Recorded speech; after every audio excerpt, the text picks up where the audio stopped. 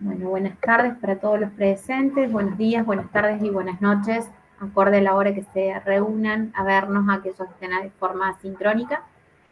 Nosotros somos los profesores Silvana Andrea Sattler y Ariel Pignatelli, profesores de Contabilidad de Costos de la Universidad Siglo XXI. Vamos a dar comienzo a lo que es la explicación del módulo 1.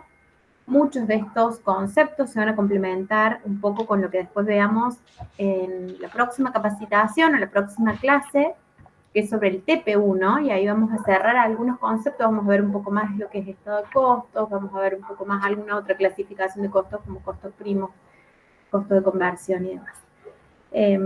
Ariel, te dejo en tus manos el inicio de la clase. Bueno, muchas gracias.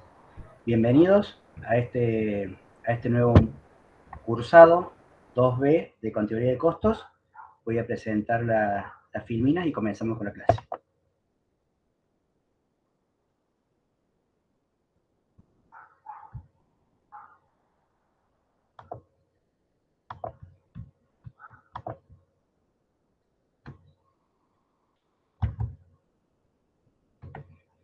Bueno, ¿se ve bien, Silaí? Se ve perfecto. Bien. Bueno, vamos a comenzar.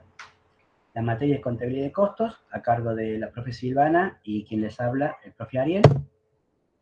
Vamos a ver el módulo 1. El módulo 1 son los fundamentos del análisis de costos, que consta de 10 puntos, que habla desde la contabilidad administrativa hasta hasta la relación de los costos con el nivel de actividad, ya sean costos fijos o variables, totales y unitarios. Vamos a hacer un repaso de esos 10 puntos en este módulo. Comenzamos con la contabilidad financiera, contabilidad administrativa y contabilidad de costos. ¿Qué es cada una y cuál es la diferencia entre una y otra? La contabilidad financiera se enfoca en el suministro de información de agentes externos. Ariel, estás en Sí. la diapo 6. No sé si Perdón. vos ahí le cambiaste.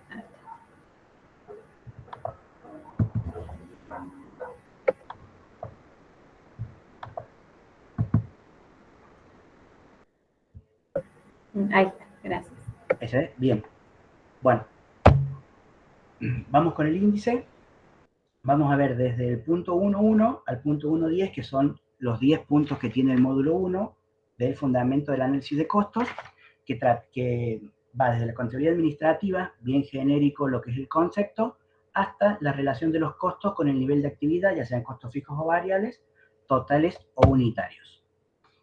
Lo primero que vamos a determinar es que existen 3 tipos de contabilidad: la contabilidad financiera, la contabilidad administrativa y la contabilidad de costos.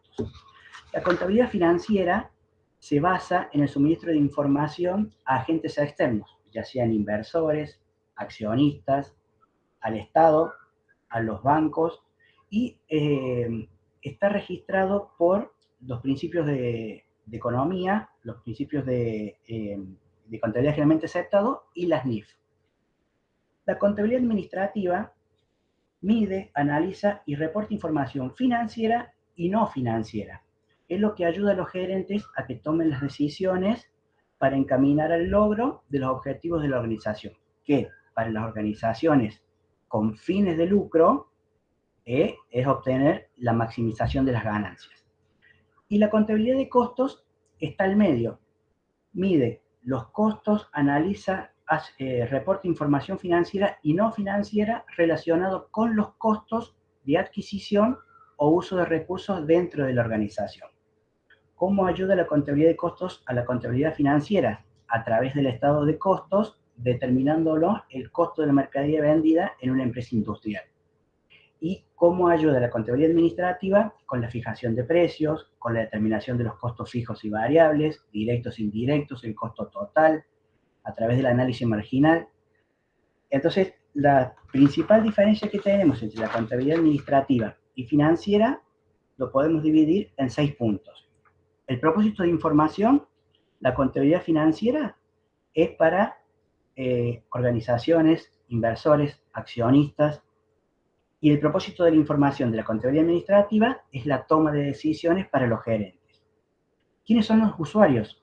Los principales usuarios de la contabilidad financiera son inversionistas, bancos, el Estado, los proveedores, y para la administrativa son los gerentes, que para desarrollar las estrategias para la toma de decisiones. ¿Cuál es el enfoque o el énfasis que tiene la contabilidad financiera? Está orientada hacia el pasado, es decir, tomamos los hechos del pasado y los reflejamos a través de los estados contables. En cambio, la contabilidad administrativa está orientada hacia el futuro, es decir, cuáles son las estrategias que voy a utilizar para tener mayores ventas, para disminuir los costos, pero siempre hacia el futuro. ¿Cuáles son las reglas de medición y de información? La contabilidad financiera está dado por los estados financieros. En cambio, la contabilidad administrativa no sigue ninguna norma de contabilidad, por lo tanto, puede tomar los principios generalmente aceptados de la contabilidad o no tiene obligación de hacerlo. El tiempo de los reportes.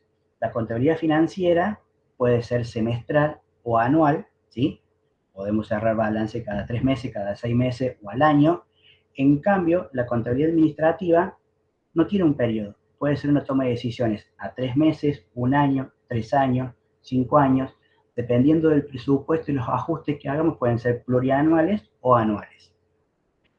Y la implicación de los comportamientos, la contabilidad financiera está basada en los sucesos económicos, es decir, en lo que pasó dentro de la empresa.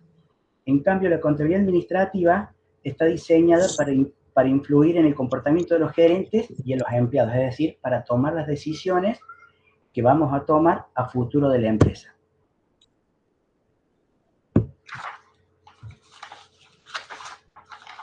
El siguiente punto que tenemos es lo que es la empresa y cómo se puede articular interiormente la empresa, es lo que se denomina cadena de valor.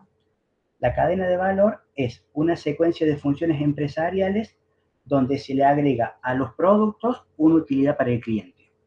Se dice cadena porque cada eslabón está relacionado uno con otro. Y podemos tener generalmente 6 eslabones.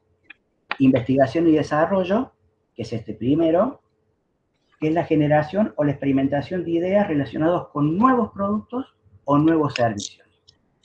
El siguiente eslabón es el diseño, que es la planeación, la ingeniería y la prueba detallada de los productos o procesos del eslabón anterior.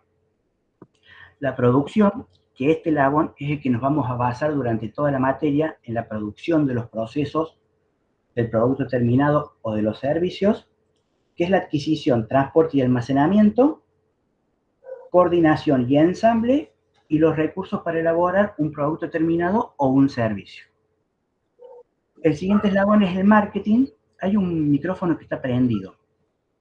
El segundo eslabón es el marketing, que es la promoción y venta o futuras ventas de los productos y servicios.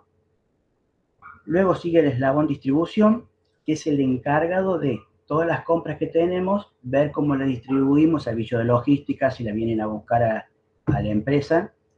Y el servicio al cliente, que es un eslabón súper importante, ya que nos reporta los daños o el nivel de satisfacción que tienen los clientes respecto a nuestros productos. Externamente tenemos los proveedores, que son los que nos dan toda la mercadería, materia prima, mano de obra, para llevar adelante los productos, y los clientes, que son los destinatarios de nuestros productos. A quien nosotros les vendemos los productos son servicios. Y todos los eslabones están relacionados con la administración, los gerentes y la estrategia que se puede aplicar en cada eslabón, ¿sí? Realizo más investigación y desarrollo, menos, le doy más énfasis al diseño, a la venta, mejoro la producción. Por eso la estrategia de administración engloba a todos los eslabones, haciendo énfasis en el que sea de mayor estrategia para la empresa. Le doy un fuerte impacto al marketing o le doy un fuerte impacto a la investigación y desarrollo. Me baso en el servicio al cliente y ese es mi caballito de batalla. Según la estrategia que la empresa tenga, va a ser el énfasis que se le va a poner a alguno de estos eslabones. Ahora pasamos al punto 1.2, la teoría general del costo. ¿Qué es la teoría general del costo? En la búsqueda de brindar un basamiento lógico para el estudio de los costos, un grupo de profesores en 1977 se organizó y se realizó el primer congreso del IAPUCO. El IAPUCO es el Instituto Argentino de Profesores Universitarios de Costos. Desde el año 77 a la fecha se han realizado congresos en forma ininterrumpida, en donde cada uno de los profesores que hace investigación o trabajo de campo en la práctica profesional escribe un trabajo, lo presenta en esos congresos para los otros profesores y esos trabajos son tomados en cuenta para futuros trabajos. Por ejemplo, con Silvana hicimos un trabajo de tambos. Entonces, cuando algún profesor o algún profesional necesita determinar los costos de tambo, puede tomar nuestra ponencia de los congresos y tomarlas como base para ver cómo nosotros fuimos calculando cada producto para llegar así al costo de esa actividad. Lo que hizo esta teoría general del costo fue como agrupar, clasificar y segmentar estas distintas informaciones, ya sea actividad primaria, secundaria, terciaria, servicios, para que esté a disposición y tener un ordenamiento lógico en cuanto a tiempo y trabajos. Esta teoría general del costo está basada en que nuestra empresa está inmersa en un circuito económico, ¿sí? Dentro de la economía, donde tenemos mercado de factores y mercado de productos. Y lo que tenemos en nuestra empresa es un proceso de producción. Es decir, hay una vinculación entre los factores, ya vamos a ver lo que es, con nuestros productos. En el medio de un proceso de transformación para obtener el producto o servicio terminado. Estos factores tienen una vinculación de uso con las acciones o los procesos de nuestra empresa. Y a su vez, esos procesos o esas acciones tienen una vinculación directa con nuestros productos. Por ejemplo, ingresa materia prima, mano de obra, capital, bienes de uso. Hay un proceso de transformación a través de distintas acciones para obtener un producto terminado o un servicio prestado.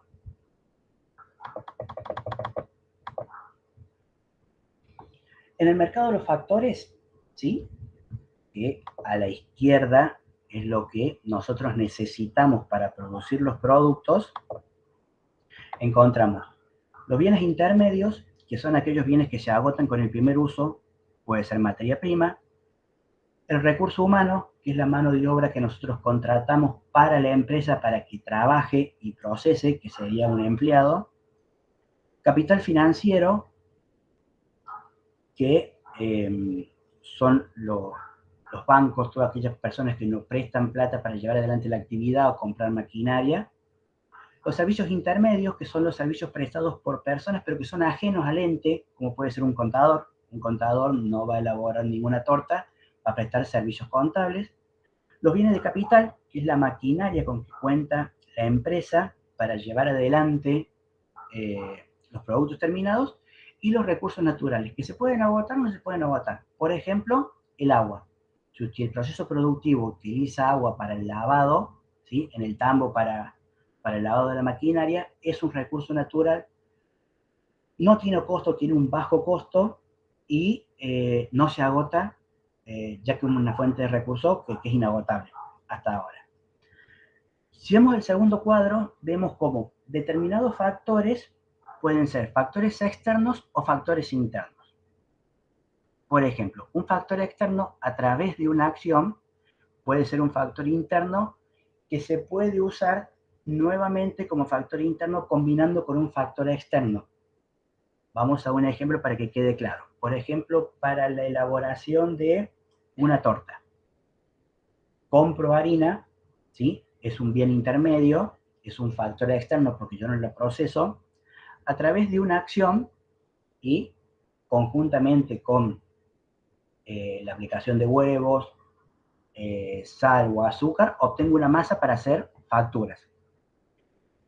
Esa masa que yo obtengo es un bien intermedio, que luego la voy a combinar con otro factor externo, ¿sí? La voy a hornear y la voy a cocinar, que sería la acción, para obtener o un factor intermedio o un factor terminado, o un producto terminado. Esto es como distintas materias primas o factores externos al ente a través de procesos, siguen siendo no productos terminados, sino productos que van a seguir usando en el proceso productivo para obtener el producto terminado. Esto básicamente es para decir que nuestra empresa está inmerso en un mercado laboral, en un mercado de bienes y servicios con competencia, en donde tenemos que buscar nuestros mejores proveedores para obtener nuestro mejor producto, ya sea en precio, cantidad, calidad, logística, y a través de un proceso de transformación obtener el producto o el servicio que deseamos ofrecer. Pasamos al punto 1.4. El 1.2 y el 1.3 están relacionados porque es lo mismo. El 1.4 es el proceso de gestión de las organizaciones, planeamiento, toma de decisiones y control. Toda empresa tiene 5 puntos para hacer una planificación. Primero es identificar el problema y las incertidumbres. Por ejemplo, vendo poco. Ese es el problema que tengo. ¿Qué hago? Aumento el precio, bajo el precio, disminuyo la calidad, doy bonificaciones de venta. ¿Cuál es la estrategia que tengo que tomar para solucionar ese problema? Antes de eso, tengo que tener información. Es decir, esa información me va a ayudar a que mi problema lo pueda solucionar. Esa información ayuda a los gerentes a lograr una mejor comprensión sobre las incertidumbres. ¿Cuál es mi mercado? ¿Cuál es mi competencia? ¿Cuáles son mis proveedores? En base a la información que obtengo, puedo realizar predicciones sobre el futuro. Por ejemplo, si yo bajo las ventas un 10%, voy a vender más barato que mi competencia. Por lo tanto, se entiende que los clientes, en vez de comprarle a mi competencia, me van a venir a comprar a mí. Si yo vendo más, necesito tener más stock para poder producir y que mi cliente no venga a buscar un producto que yo no tenga porque yo lo he vendido. Entonces, entre bajar el precio, disminuir la calidad, bajar los costos, vender a otro segmento, ¿sí? En vez de hacer ventas minoristas, hacer ventas mayoristas, son distintas alternativas que yo tengo que tomar en base a la estrategia que yo persiga. Una vez que obtuve y que ya sé cuál es la estrategia que voy a seguir, viene la implementación. Supongamos que la estrategia es combinada, es no vender solo en el mercado local, sino mercado minorista, sino mercado mayorista, una estrategia, cambiar de proveedor y comprar con una bonificación del 5%, otra estrategia, disminuir mis precios de venta en un 5%, otra estrategia. Unifico esas 3 estrategias y en base a eso planifico a través de un presupuesto.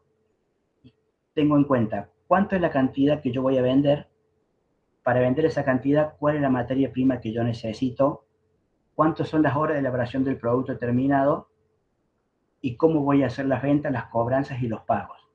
Todo eso se centraliza y se unifica en lo que llamamos el presupuesto. Es decir, una planificación de cuál es el problema que hoy día tengo, cuáles son las alternativas de solución de ese problema, cómo lo voy a implementar y cómo voy a evaluar, cómo voy a controlar eso que implemente, que sea correcto, o ver los cambios que necesito hacer para llevar adelante esa estrategia. El punto 1.5, concepto económico del costo. Toda la materia se basa en esta ecuación. Esta ecuación es el costo del producto, que es igual a la sumatoria de el componente físico, es decir, la cantidad que yo utilizo de materia prima o de factor, por el precio del factor, por el precio del factor. Entonces, ¿y por qué decimos sumatorias? Porque tenemos varios productos para elaborar un producto terminado. Tenemos materia prima, mano de obra, capital, recursos naturales y servicios intermedios. Entonces, por ejemplo, mano de obra. Una unidad de mano de obra porque tengo un empleado en relación de dependencia mensual. La cantidad de empleados que tengo por el precio que les pago. Utilizo harina, la cantidad de harina por el precio que tiene la harina. la cantidad de huevos que utilizo para hacer el producto terminado, una torta o facturas o pan, por el precio que tiene los huevos, y así con el valor de amortización de las maquinarias, con el alquiler, con todos los productos que tengan un componente físico que forman parte de nuestro producto, se divide en un componente físico, que es lo que yo utilizo para, de materia prima, de mercadería, de factor que yo utilizo, por el precio que tiene ese factor. Punto 1.6. Acá empezamos con la clasificación de los distintos tipos de costos. Generalmente se dividen en tres grandes grupos. Materia prima, que son los costos de adquisición de todos los materiales que se convertirán en parte del objeto de costos, productos de elaboración y luego productos terminados, y que se puede atribuir al objeto de costo de manera económicamente factible.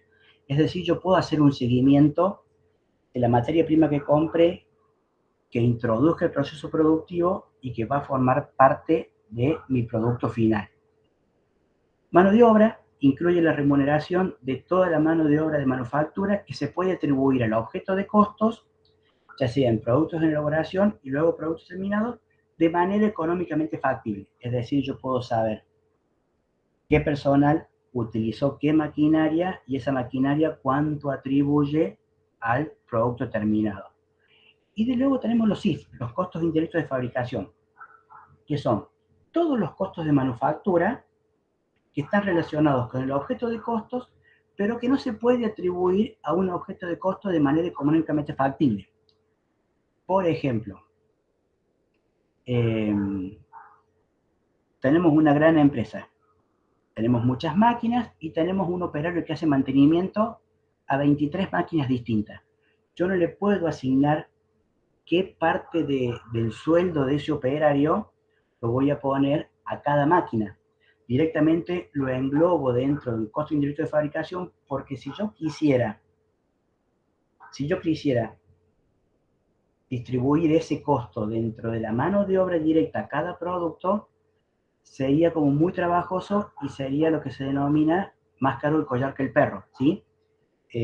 No sería económicamente factible o sería un valor muy desgastante y no cambiaría en sí el precio del producto.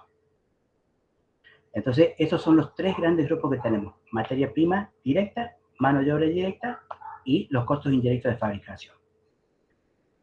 Tenemos dos grandes grupos si tomamos en cuenta estos tres grupos. El costo primo es el costo de transformación de la materia prima, que está dado por la materia prima directa más la mano de obra directa, y los costos de conversión, que son la mano de obra directa más los costos indirectos de fabricación, es decir, no está la materia prima directa. Hay un elemento en común en los dos, que es la mano de obra directa. La mano de obra directa está en los costos fijos y en los costos de conversión, pero no así la materia prima y los costos indirectos de fabricación en cuanto al costo primo y los costos de conversión.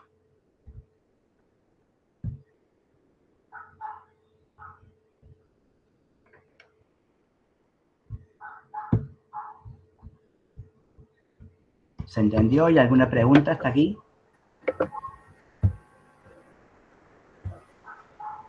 Sí, se entendió. Bueno, entonces vamos a continuar un poco con esto de lo que es la clasificación de costos. ¿Se me escucha bien ahí? Perfecto. Bueno, vamos primero a ver un concepto muy importante dentro de costo, que es el objeto de costo, que es aquello sobre lo cual necesito conocer o medir de una forma separada los costos de los recursos. Cuando necesito hacer una medición de costos sobre algo, lo voy a determinar que ese algo es un objeto de costo. Y entonces voy a poder, acorde al objeto de costo que sea, clasificar los costos en directos e indirectos.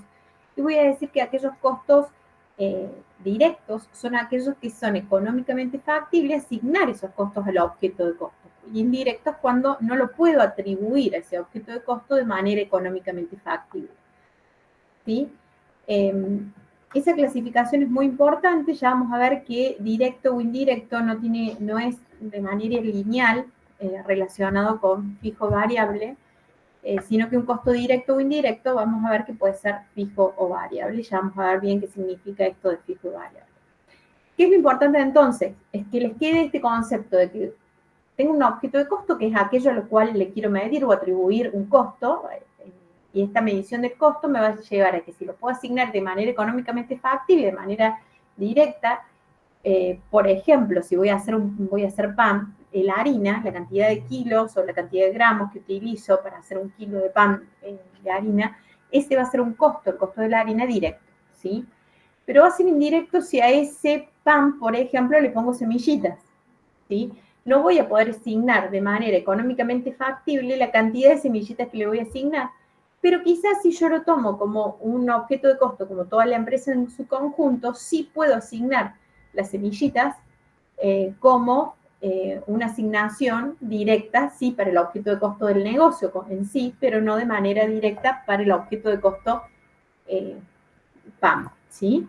Sobre todo si hablo de, por ejemplo, una varilla de pan. Entonces, vamos a tener esta clasificación y es muy importante considerar que un costo específico puede ser entonces directo o indirecto acorde a este objeto de costo. Otra de la clasificación muy importante que la nombré pero no la expliqué recién es los costos, poder determinarlos en fijos, variables o incluso mixtos, es decir, tener una parte fija y una parte variable. ¿Cuál es la importancia de esta clasificación? Ya vamos a ver que es muy importante poder clasificar los costos y poder entender cuál es el comportamiento de estos costos. Y esta clasificación se va a dar justamente porque hay de fondo un causante de costos o un impulsor o un generador de costos, ¿sí?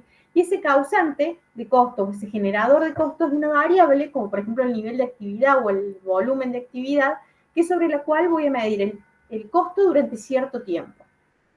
¿Cuándo van a ser fijos? Son aquellos costos que corresponden a un consumo de costos que no va a cambiar al cambiar este causante en un tiempo determinado. Es decir, cambia el nivel de actividad, produzco más hasta un cierto rango relevante, y ya vamos a ver este concepto de rango relevante, durante un cierto tiempo determinado, van a ser los mismos los costos fijos.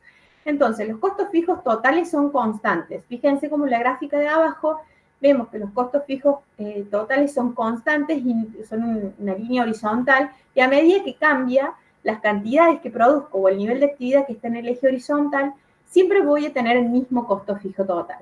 Mientras que los costos variables son los costos que corresponden a aquellos factores en el cual el consumo total va a cambiar como consecuencia de cambiar la cantidad que se va a producir. Es decir, si yo aumento la cantidad producida, voy a aumentar el costo variable.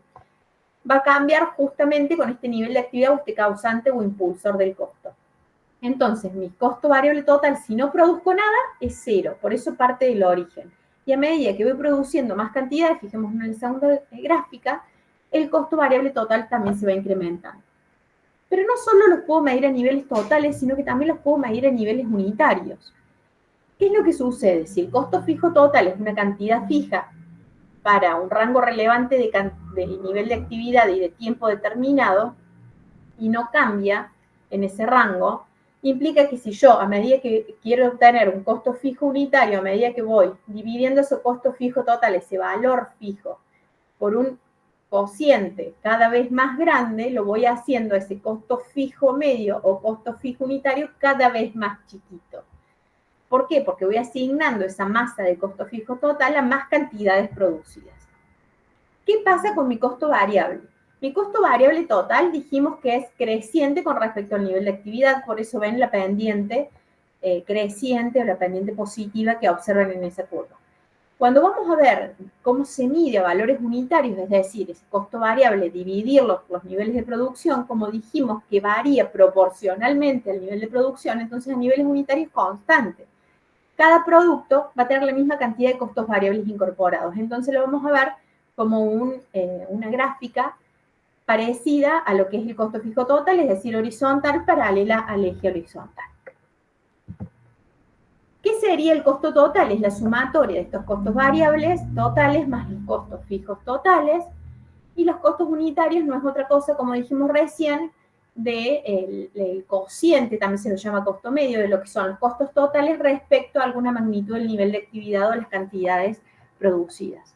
Fíjense como en esta gráfica que se observa acá tenemos nuestro costo fijo total como una gráfica horizontal paralela al eje horizontal de las cantidades, nuestro costo variable total que parte desde el origen, porque si no produzco no voy a incurrir en esos costos variables, pero a medida que aumenta mi costo, mi cantidad de producción, aumentan mis costos variables, por ende la curva tiene una pendiente positiva, como se observa en la gráfica, una pendiente positiva que es llamado CB sub 0. Y fíjense como el costo total es la sumatoria de ambas figuras que tienen ahí, de ambas líneas, costo fijo y costo variable total. Por eso parte del costo fijo y tiene la misma pendiente que la curva de costo variable total. Como yo les adelantaba hace un ratito, sin intentar spoilear demasiado, comenté que no tenemos que confundir, porque es un error habitual, lo que son los costos, la relación que hay entre los costos fijos y variables y entre los costos directos e indirectos. ¿Por qué? Porque un costo directo o indirecto puede ser fijo o variable.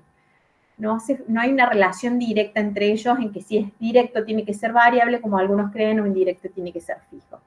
Tampoco que los fijos no tienen por qué ser, pueden ser a niveles totales o unitarios, lo mismo que los variables. Entonces, no hay que confundir y ver que esas relaciones pueden existir, ¿sí?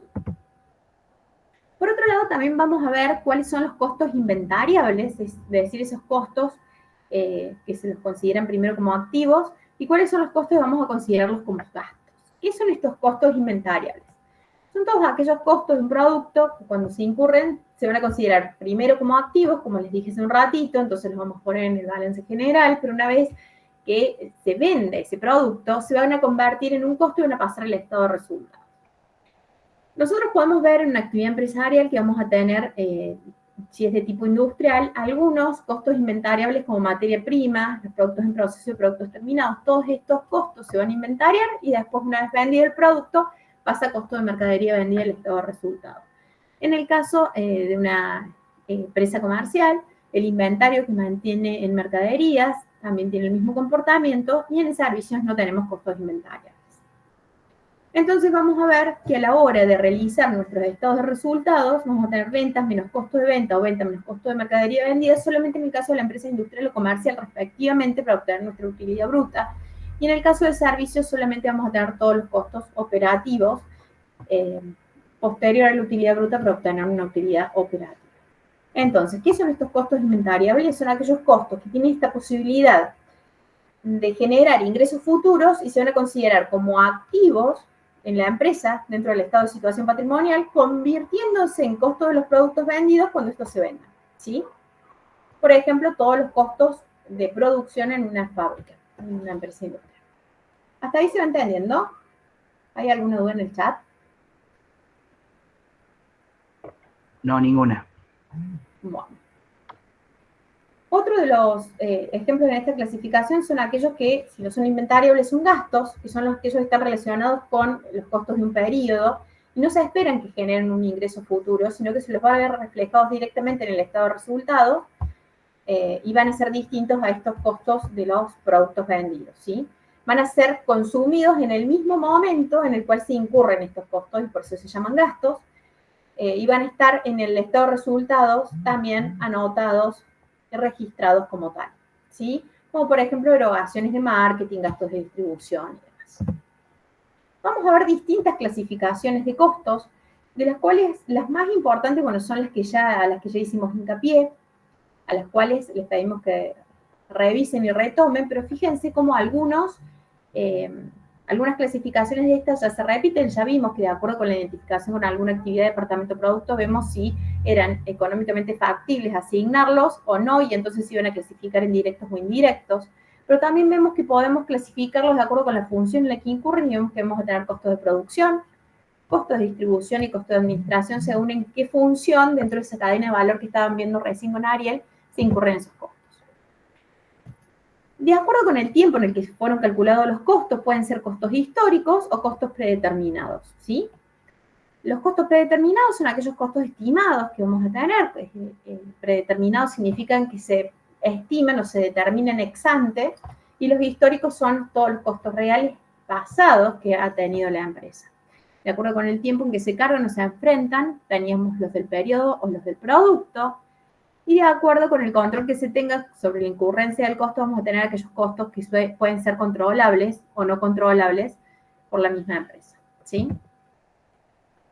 nosotros vimos que de acuerdo al comportamiento, esta clasificación la vimos hace un ratito, tenemos los costos variables fijos o mixtos. Los mixtos son aquellos que tienen un tramo variable y un tramo fijo.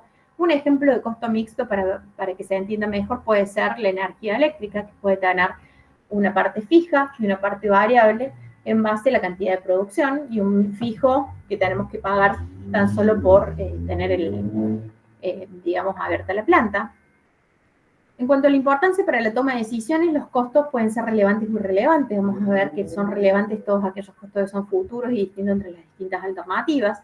Es decir, si tengo dos alternativas diferentes, aquel costo que cambia entre una alternativa y otra, y a su vez es futuro, es relevante. Si no cumple ambas condiciones, pasa a ser irrelevante.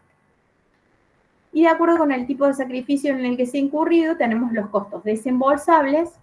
Vamos a ver que hay costos que no van a ser desembolsables. Los costos que no vamos a desembolsar o que no vamos a erogar son aquellos costos como por ejemplo la depreciación. Los desembolsables, aquellos que son erogables, son aquellos que sí necesitamos sacar dinero de las arcas de la empresa para poder efectuarlo.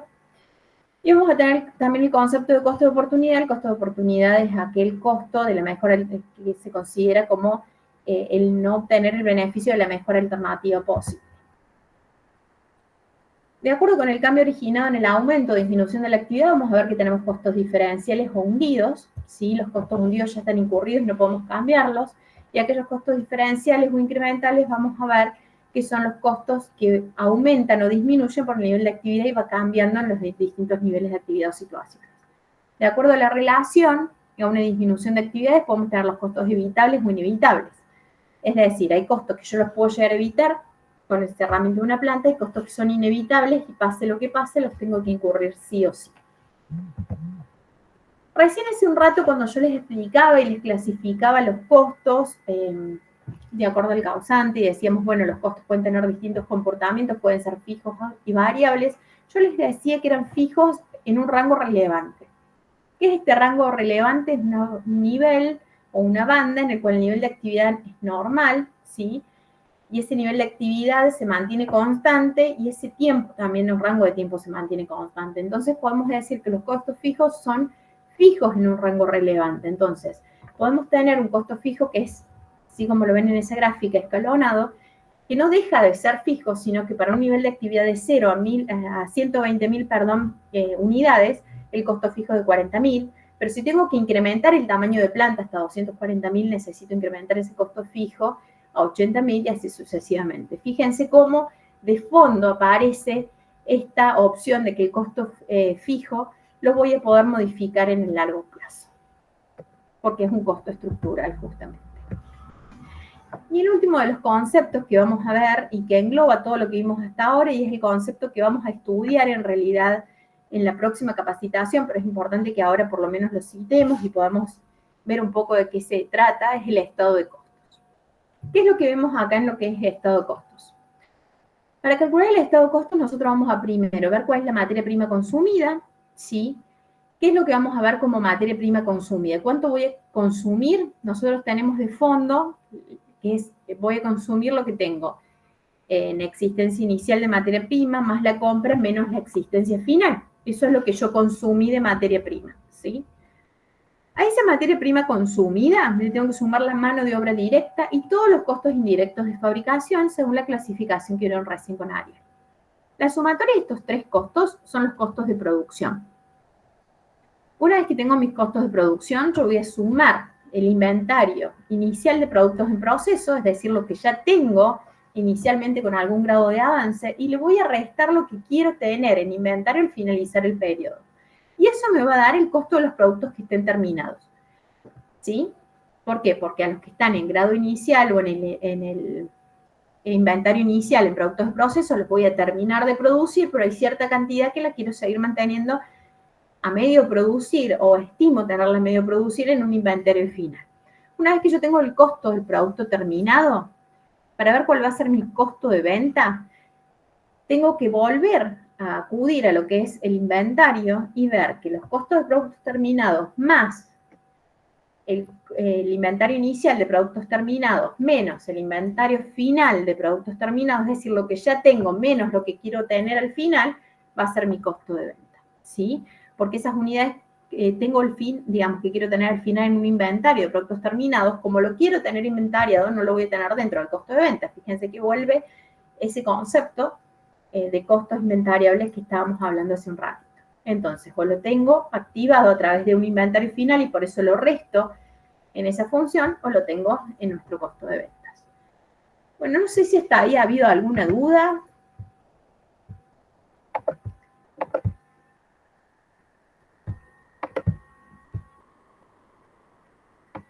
No, estamos bien. Bueno, en el chat no veo ninguna consulta. ¿Se ha entendido todo? Es una clase muy teórica, muy de repaso de todos los conceptos, de repaso de cuáles son las clasificaciones de costos. Así que bueno, por ahí no es de las clases que quizás, por lo menos a mí, más me gustan, que son las clases prácticas, pero van a tener la posibilidad de que tengamos con Ariel una clase práctica la semana que viene, y en esa clase práctica vamos a estar viendo ya lo que es el TP1 y la aplicación de estos conceptos teóricos ya para lo que es la consigna del TP1. De nuevo les digo algo que dije en el chat escrito, pero tanto la presentación como el video va a ser publicado, lo vamos a enviar cada uno de los docentes a ustedes, así lo tienen disponible. Bueno, chicos, ¿hay alguna duda? Si no hay dudas, vamos a gestionar la grabación para que se detenga. Tengo una consulta. Sí, escucho. Sí, ¿Cuándo se realiza la clase práctica? el lunes a las 7 de la tarde. Sí, el lunes. Gracias. Esa misma duda tenía. ¿Vamos a tener algún calendario donde podamos ir viendo las próximas clases? Por ejemplo, hoy entrar al calendario y ver las próximas 2 clases. ¿O vamos esperando el mail de ustedes? Nosotros les vamos a enviar un mail con todos los links, pero Mariano, que es quien es digamos, la autoridad, que es el profesor titular, es el que va a enviar a todos, seguramente por anuncios o por correo, los links de conexión y las fechas. Pero normalmente las clases de los TP van a ser lunes a las 7 y las clases de los teóricos van a ser miércoles a las 7. Después les vamos a decir bien qué miércoles y qué lunes, pero para que ustedes más o menos sepan las fechas, ¿sí? Siempre van a ser miércoles a las 7 de la tarde y lunes a las 7 de la tarde. Y también va a enviar un link de acceso a un drive donde tenemos todos los libros y la bibliografía cargada para que tengan acceso, y esto se sube a una página de YouTube que tiene la cátedra, en donde pueden ver clases de años anteriores y lo que determinamos burbuja. ¿Qué es una burbuja? Es un tema explicado en 15 a 20 minutos y un ejercicio práctico. Entonces, si hay algún módulo o un concepto que no entienden, acuden a esa burbuja y tienen la clase exclusivamente de ese tema. Ese es un punto. Otro punto es que estamos disponibles 24/7 durante todo el cursado. No importa el día, no importa la hora, cualquier duda que tengan, nos consultan por Canvas y nosotros nos llega un mail, se los respondemos en el acto, casi instantáneo. Pero tenemos un plazo de un día para responder, así que no se queden con dudas, porque estamos para cursar la materia juntos, ayudarlos y que entiendan la materia y que vean que es una materia muy linda, que se aplica un montón y que hay muy pocos profesionales que la aplican. Por lo tanto, es una salida laboral muy, muy buena. La mayoría se dedica a laboral, a impuestos, muy pocos se dedican a costos. Entonces, como si les gusta, que tengan una referencia de que la mayoría no la aplica. Por lo tanto, la aplicamos nosotros. Sí, como decía Ariel, fíjense que, bueno, nosotros tenemos la obligación de responder dentro de las 24 horas hábiles. O sea, van a tener que tener un poco de paciencia, quizás fines de semana largos como este, porque son 24 horas hábiles, pero vamos a estar respondiendo, prácticamente se responde en el instante, porque dentro de las 24 horas, siempre que sea de días hábiles, vamos a responder. Por otro lado, también tienen el canal de comunicación de sacarse las dudas que tengan dentro de las clases, no tan solo en las clases teóricas, sino también en las clases prácticas. Traten de llevar la ida, las consignas de los TP, cosa de que vayan pudiendo evacuar ahí sus dudas, ¿sí?